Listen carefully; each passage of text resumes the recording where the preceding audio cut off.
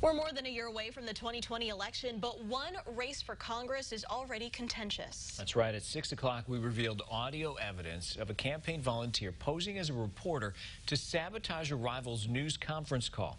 Congressman Rodney Davis's campaign manager tried to deny he was involved, but when we confronted the volunteer himself, he gave us a full confession and said the campaign sent him to do it.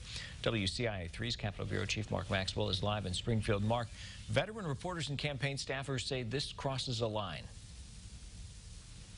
Paul, good evening. 20-year veteran reporter Mike Lawrence worked as the Capitol Bureau Chief for places like the Chicago Sun-Times before he became the press secretary for former Governor Jim Edgar.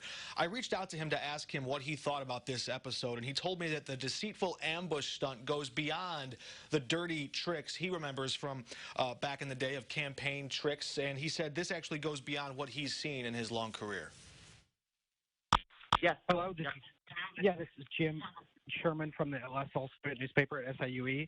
Except that's not Jim Sherman. The editor for that student paper told us we have not had anyone by the name of Jim Sherman work here. The student admissions office said we do not have anyone by the name of Jim Sherman associated with SIUE. And when WCIA obtained a copy of the call log, we traced Jim Sherman's phone number back to Nick Klitzing, Governor Rauner's deputy campaign manager and former executive director of the Illinois Republican Party. Reached by phone Tuesday, Klitzing copped to the whole thing, telling us, "I was willing to help. I'm just a volunteer." Here's how he tried to help the Davis campaign, by ambushing his rival, peppering her with questions, all in an attempt to undermine her pledge to serve people instead of companies. The DCCC has received $1.93 million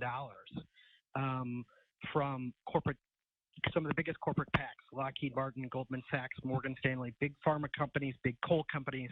Sound familiar? Here's what Congressman Davis said this Monday. Well, it has no more clout over me than it does over her for taking money from the Democrat Campaign Congressional Committee, who takes funding from the same sources. Tiffany Muller is the president of End Citizens United. She hosted that press call and said impersonating a college student in order to lob false partisan attacks is dirty politics and shows how low Rodney Davis's campaign is willing to sink.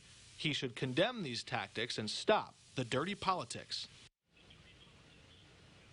We could have broken this story last night, but we wanted to take the extra step of giving Rodney Davis's campaign manager, Matt Butcher, the extra 24 hours to come clean, to confess to his part in directing this as the campaign director.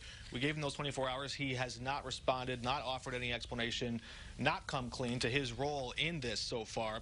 Now tonight, 4 hours after we broke this story earlier in the 6 o'clock news, still no response, no explanation, no apology from the Rodney Davis campaign. All right, Mark, if you do hear a response, please let us know. Mark Maxwell reporting tonight from Springfield. Mark, thanks.